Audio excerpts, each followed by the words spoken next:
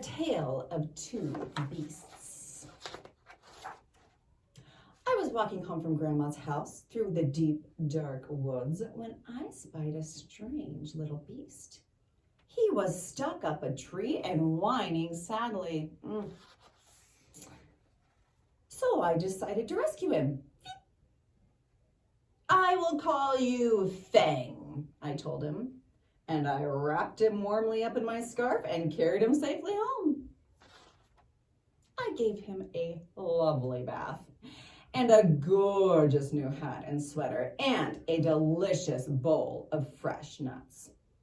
I made him a beautiful house and gave him Lord Rex to play with. I took him out for lots of long walkies to keep him fit and healthy. And I showed him off to all my friends who loved him nearly as much as I did.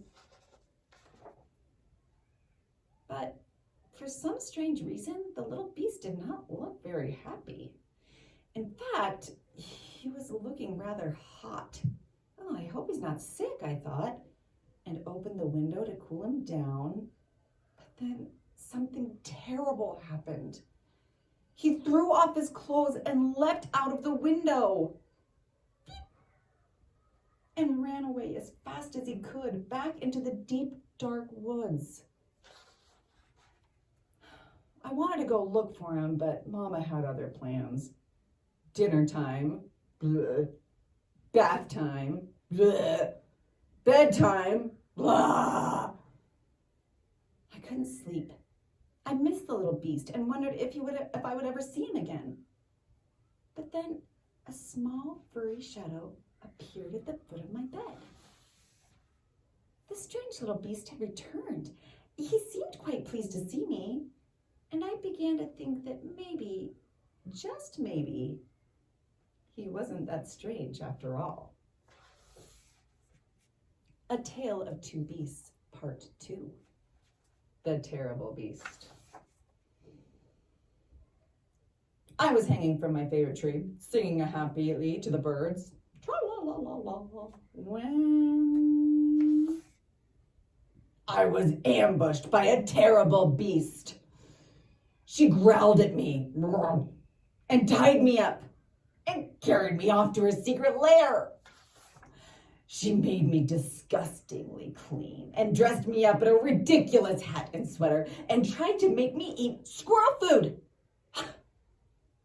She kept me in a tiny box for me to do nothing with and nowhere for me to hang. She made me walk backwards and forwards and backwards again for no reason whatsoever. She showed me off to a herd of even wilder beasts than she, who were just as terrible as she was.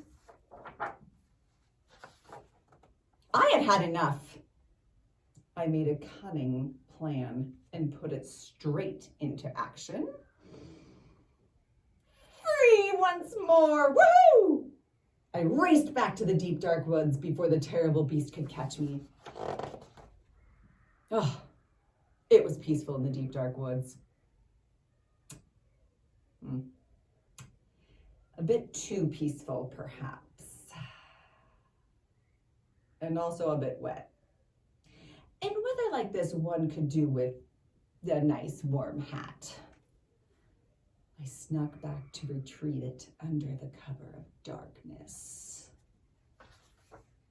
The terrible beast was waiting for me. She seemed quite pleased to see me. And I began to think that maybe, just maybe, she wasn't that terrible after all.